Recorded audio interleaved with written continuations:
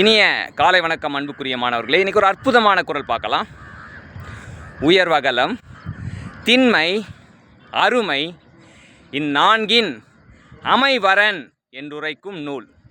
உயர்வகலம் திண்மை அருமை இந்நான்கின் அமைவரன் என்றுரைக்கும் நூல்.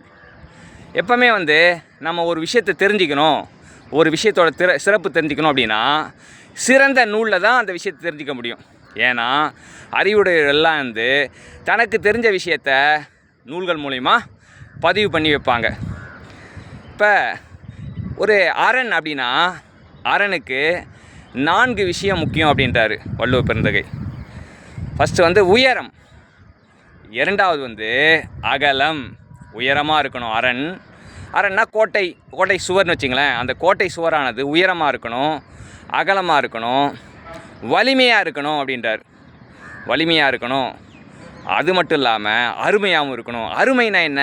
சிறப்பு வாய்ந்ததாக இருக்கணும், பகைவர்களால் எளிதாக தகர்க்க முடியாத சிறப்புடன் இருக்க வேண்டும். இதுதான் நம்ம பாதுகாக்கிறதுக்கான கோட்டை சுவர்களுக்கான விதி அப்படின்னு சொல்கிறார். எனவே அன்புக்குரிய மாணவர்களே, நாம் எதை உருவாக்கினாலும் அதோட உயரம் அதிகமாக இருக்க மாதிரி, அகலம் அதிகமாக இருக்க மாதிரி, வலிமை இருக்க மாதிரி, சிறப்பாக இருக்க மாதிரி பார்த்துப்போம். வாழ்த்துக்க சாம்பியன்ஸ்.